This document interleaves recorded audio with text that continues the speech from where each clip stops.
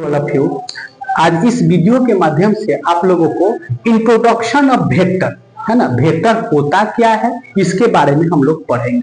और इस चैप्टर में पीक्यू को डिवाइड किया गया। पीक्यू मतलब फिजिकल क्वांटिटी, ठीक है। फिजिकल क्वांटिटी कितने तरह का होता है, तो वेक्टर, स्केलर और टेंसर फिजिकल क्वांटिटी है ना जी। तो वेक्टर किसको बोलते हैं, जिसमें डायरेक्शन भी हो और मैग्नीट्यूड हो, दोनों है ना।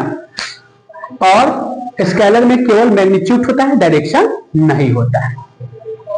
और टेंसर में डायरेक्शन और मैग्नीट्यूड दोनों होता है, फिर भी वो वेक्टर नहीं है, क्योंकि वेक्टर के एडिशन रूल को फॉलो नहीं करता है, इसलिए उसको वेक्टर के श्रेणी से क्या किया गया है, हटा दिया गया है।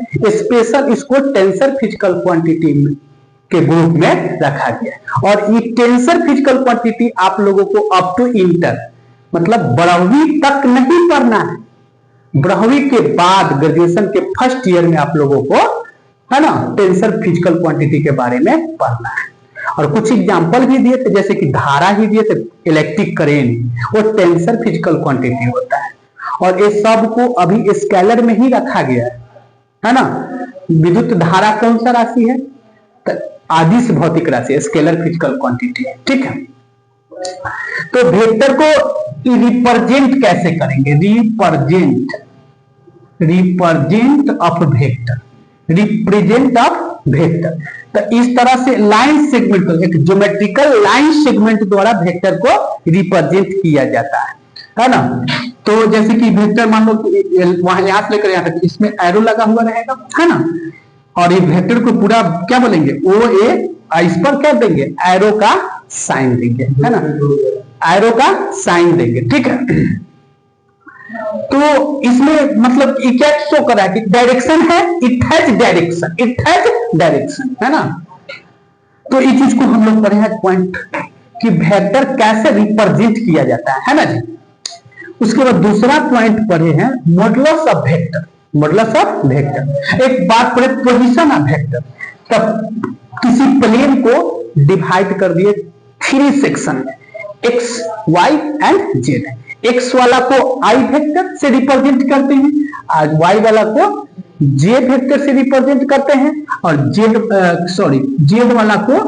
वाला को क्या चीज से, के वेक्टर से रिप्रेजेंट करते हैं है ना।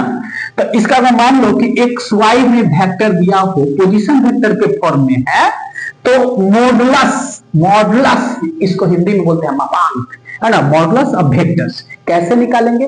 तो इस सारा आई जे के कोएफिशिएंट के स्क्वायर का जोड़ के रूट कर देंगे, तो ये वेक्टर का क्या निकलेगा, मॉडुलस निकल जाए है ना। वेक्टर का मॉडुलस निकालने का यही प्रोसेस होता है ना। और आप लोग 6 क्लास में इस साइन का यूज पढ़े होंगे है ना, क्लास 6 में। एब्सोल्यूट वैल्यू जैसे कि -6 है ना, इसका एब्सोल्यूट वैल्यू क्या होता है, 6 है ना। ये माइनसों में भी रहेगा ना, तो ये प्लस ही होगा। और मॉडुलस का एक्चुअल मीनिंग क्या होता है, ये चीज बुक में नहीं मिलेगा। मॉडुलस का एक्चुअल मीनिंग क्या होता है, लेंथ होता है बउआ, क्या होता है, लेंथ, क्या होता है, लेंथ।